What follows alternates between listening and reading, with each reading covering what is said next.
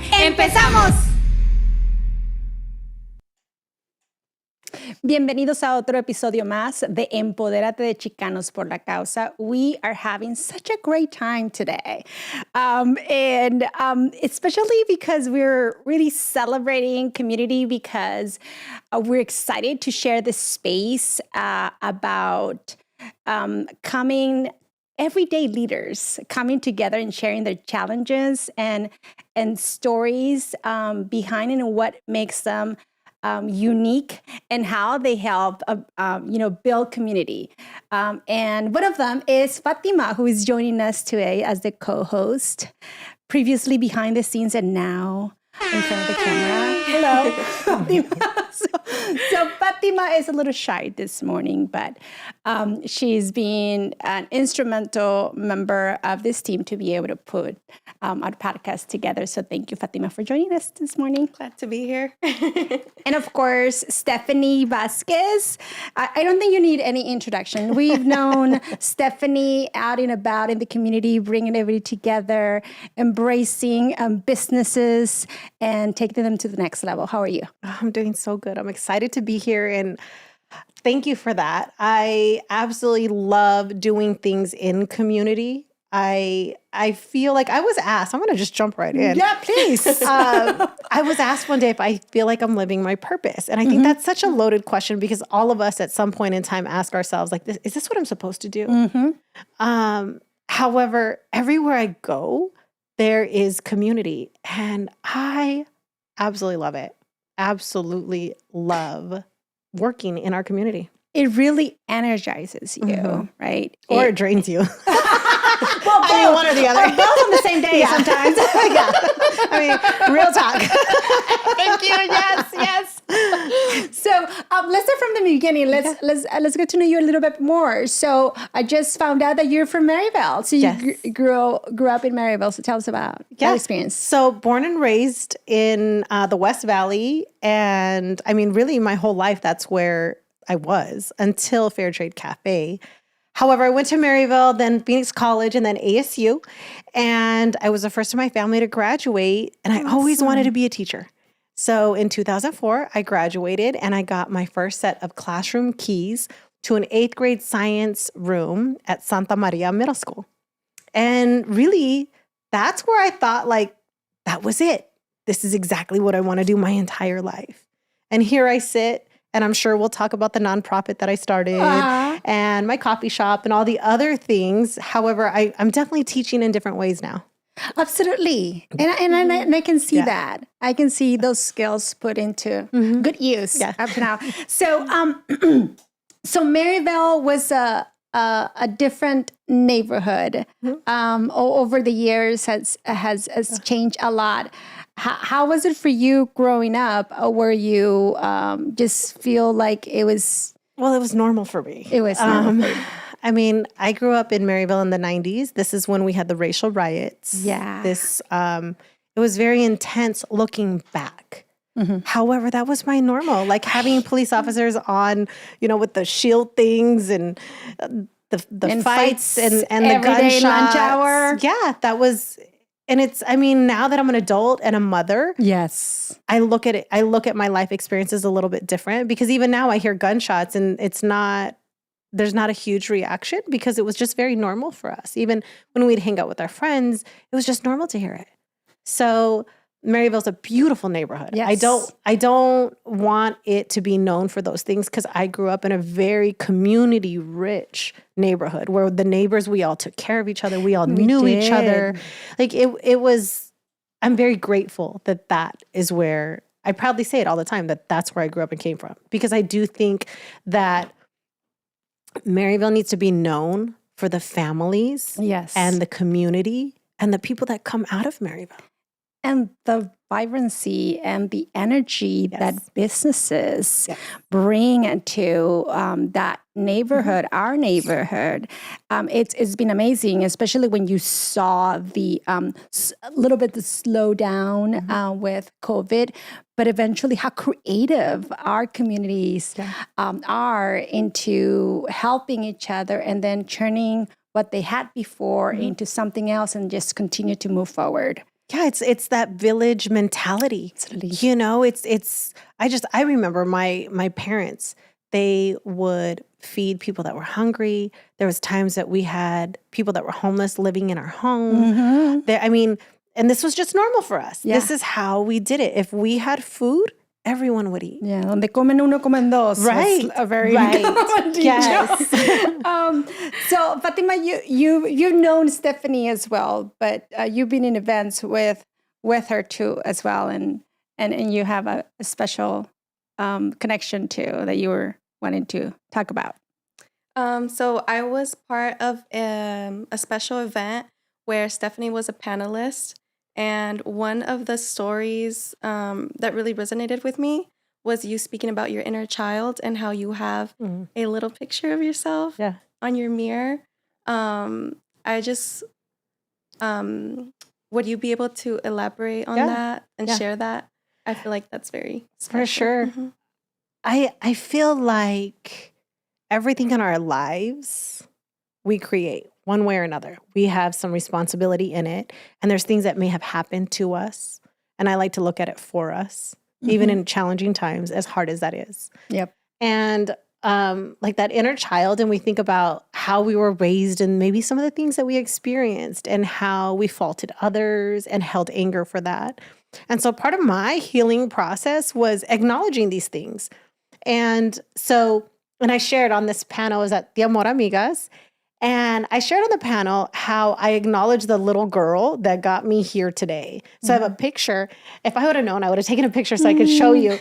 But I have a picture of me when I was a tiny, like maybe 8 months old. And then another one when I was about 9 years old. And every morning after I do my morning stuff, I look at each picture and I'm like, thank you so much for getting me here. And then I talk to that Stephanie and thank you, Stephanie, for getting me here.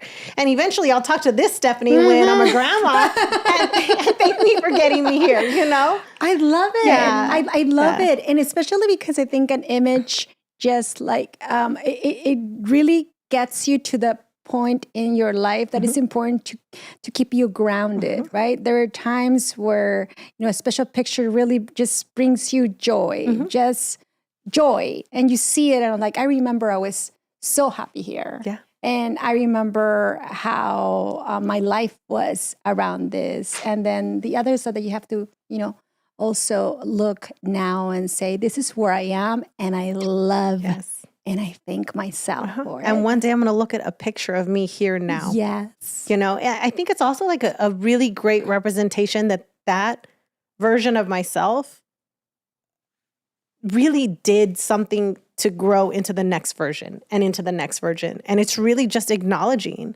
like, you did that. You did that. That's amazing. I love it. So how was the transition, the career? I'm like from teacher to business owner to community leader. Tell us about how fair trade came into mind. It was bumpy.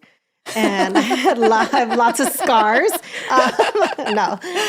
I had gone to Costa Rica and I was just going as a traveler and I hadn't traveled much at all.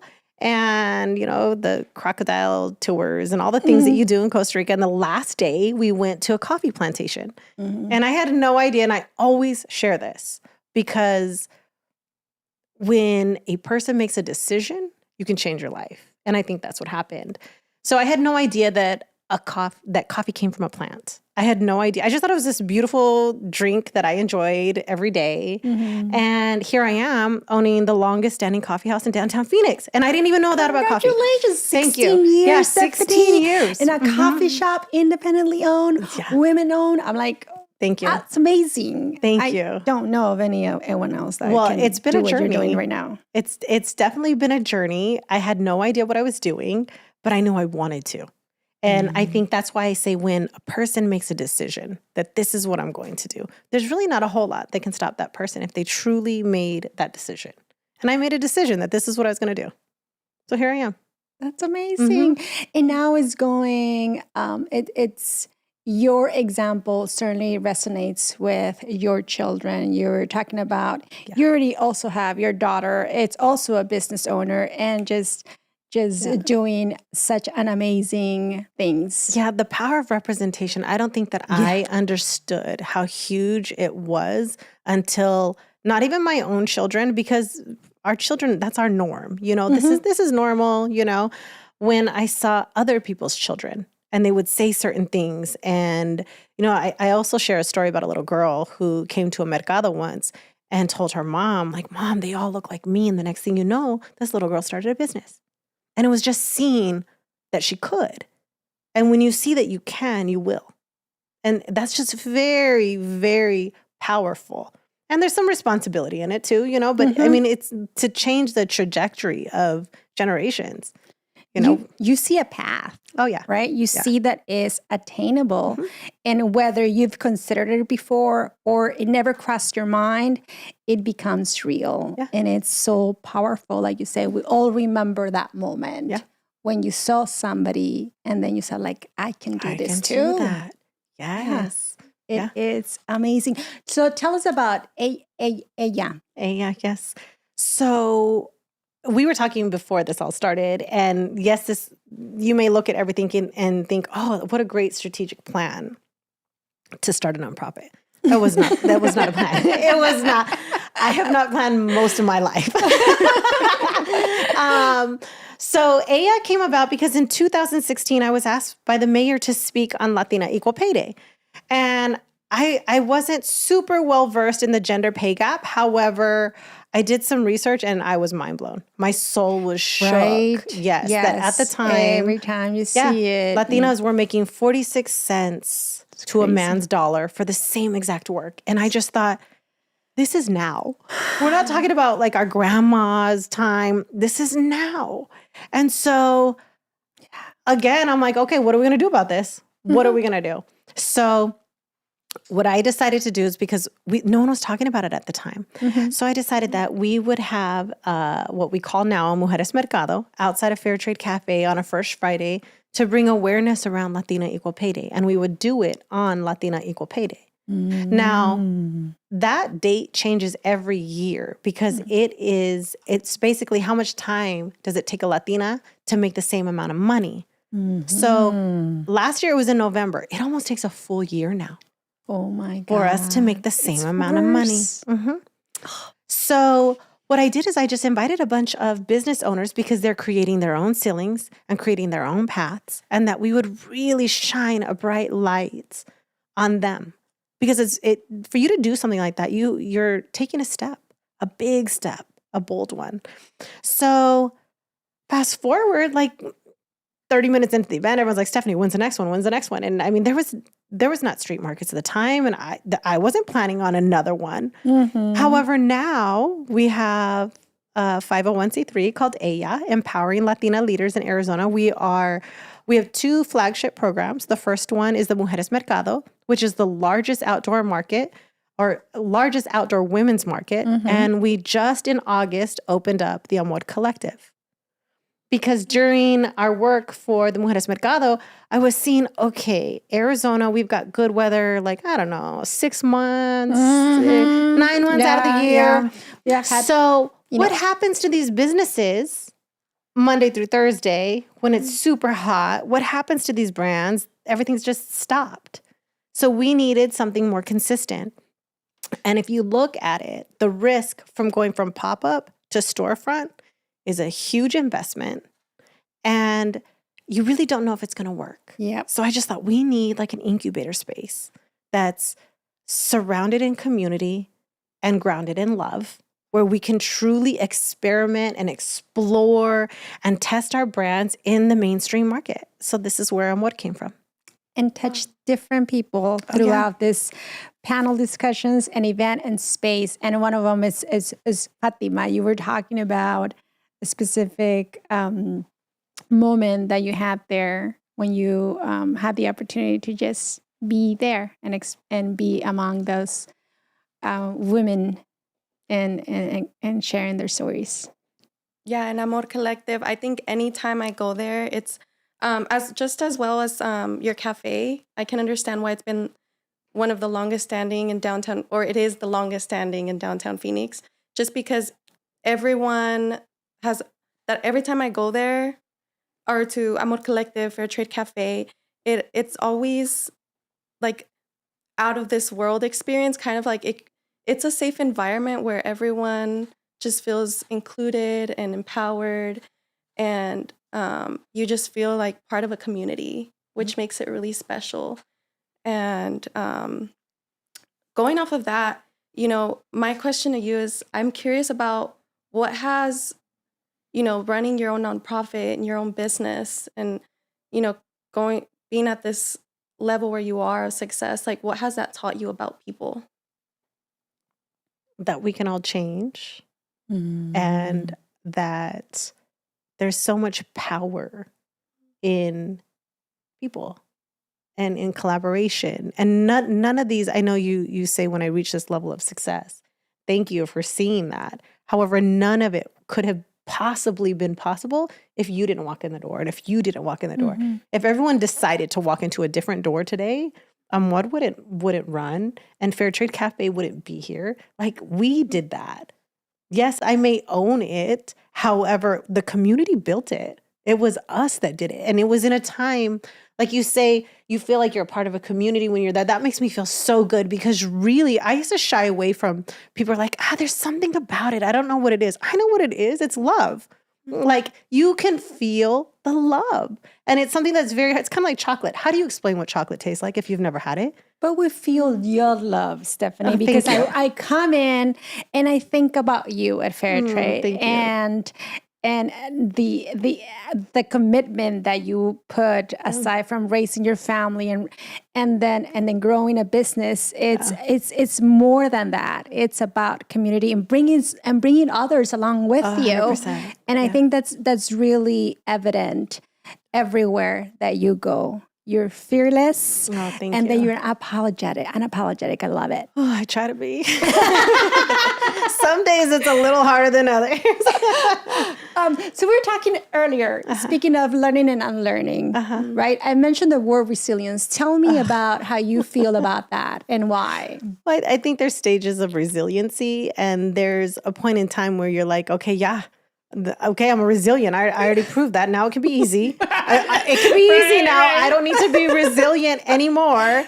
And I was saying that a lot of times women, it's almost like a point of pride where it's like, oh, you women are so resilient. Well, if we unpack that, how is it that we've become resilient? And it's through trials. Right. And a lot of bumps. Right. So sometimes it's enough. It's enough. It could be easy now. So it's almost like I just want everyone to know that it could be easy now. So let's all just make it easy. Let's make it easy with each other. There's also a particular story. We were talking about shoes earlier. But Fatima has a different story that you were thinking about, Stephanie. Okay. Oh, yeah. I'm like, okay, please. A story that I was hoping that I've heard before, but I was really hoping that you would share it with our audience, was about how you reward yourself, specifically with shoes. Love that. Yes. I love that. You were listening. See? Yes. So I'm a worker. I am a doer. And I get lost sometimes in work. I feel like I used work to define myself. So to slow myself down and to acknowledge the work, because a lot of times you're checking boxes. You're right. I did this. And okay, that's great.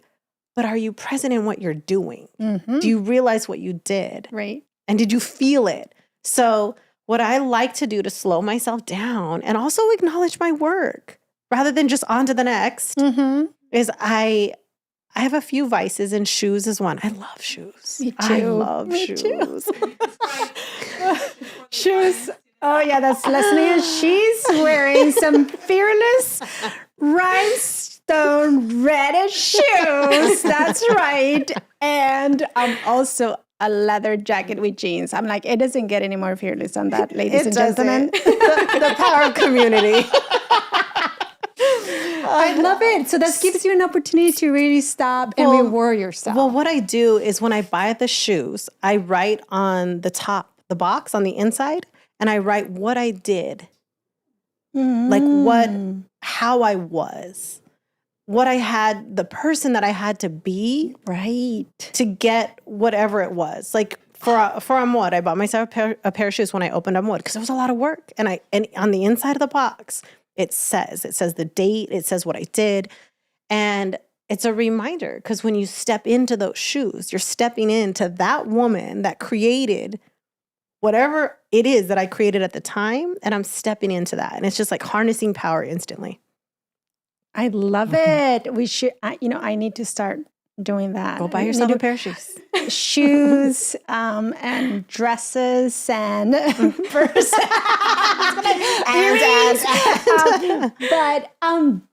So speaking of your journey,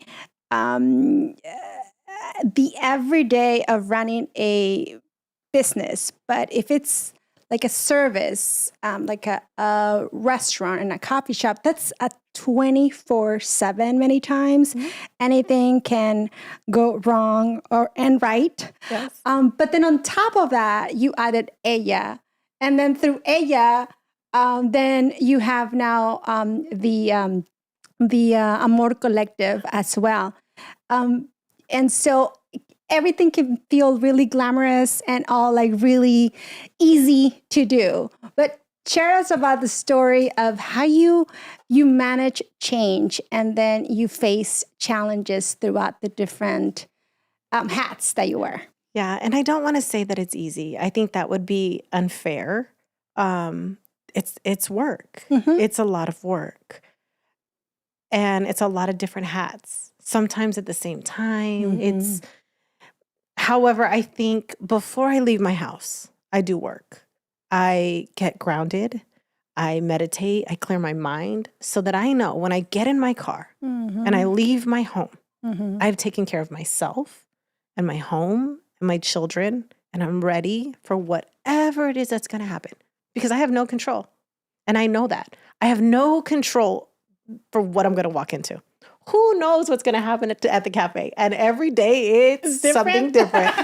Yes. And then when you go to Amor is a whole different vibe. You just don't know what your day's going to bring. So really, I personally make sure that I take care of myself first because I cannot help and right. I cannot fix and I cannot do anything.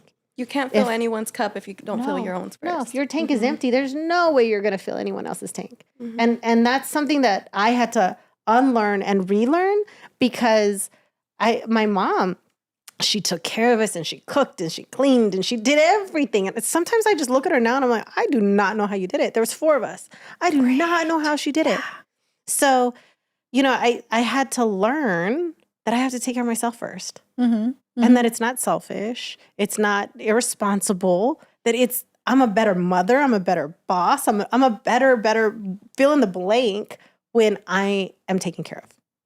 And sometimes, in addition to telling yourself that, you need to teach others mm-hmm. to understand that. Yeah, I could share a story about that. Please one. My youngest son, out of all the children, he is quite the personality. Mm-hmm. And one day he says, "Well, you're supposed to do that." And I said, "Why?" And he says, "Well, because you're my mom." And I said, "What does that mean to you? What is me being your mom? What is that? What's the definition?" And did I agree to that? Because I have my own definition. And he and I had this 11-year-old conversation at the time about what his expectations were, what my expectations were, what my definition was. And I was like, I'm the mom. I get to define what being a mom means. Right. Not your expectations. And he he's very candid mm-hmm. and he'll say there's no filter on that little boy. Even now, there's no filter. But it was really interesting. Like when you start having those real conversations, like, okay, you might see me this way, but let me tell you my definition of me, and I think it's important for us to define ourselves. Absolutely. And others hear what our definition mm-hmm. is and how certainly different maybe. But yeah, the time about giving yourself and putting yourself first, it's a process absolutely for not only yourself, but in others, also for others. This mm-hmm. is time for me, like pretend I'm not here because this is like my time so I can get back at it. Yes, I can put these shoes back on. Exactly. Yes.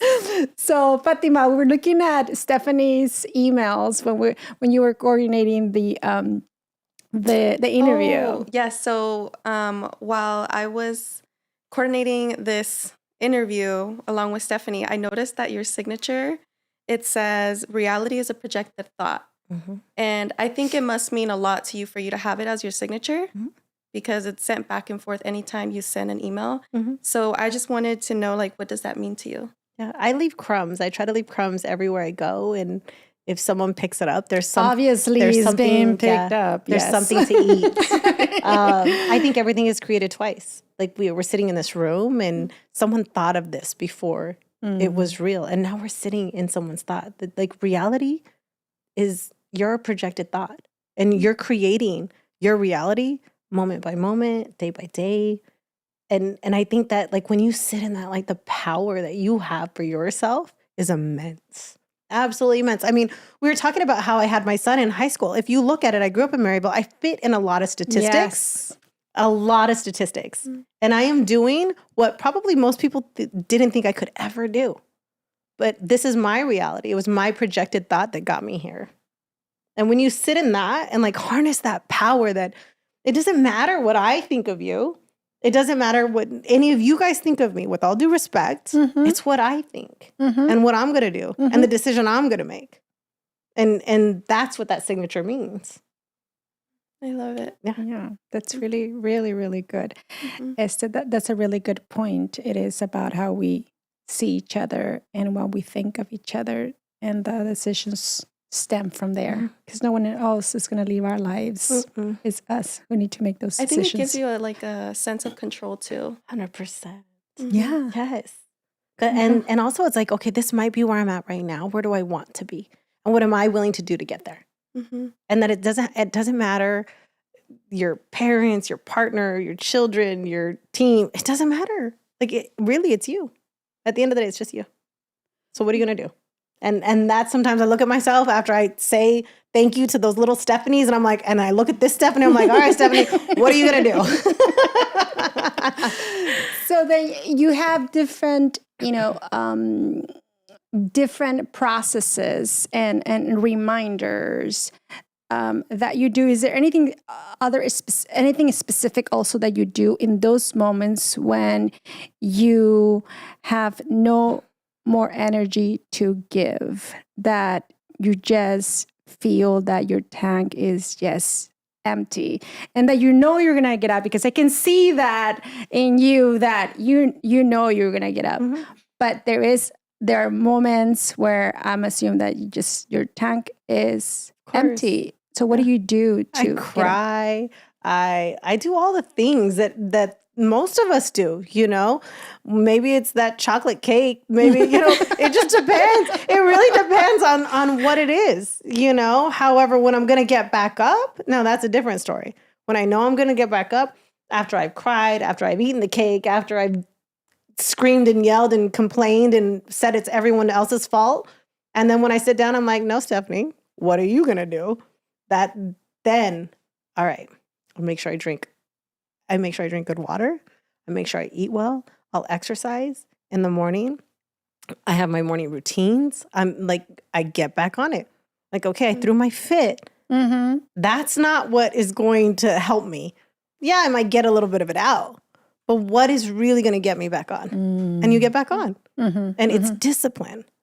It's being able to discipline yourself.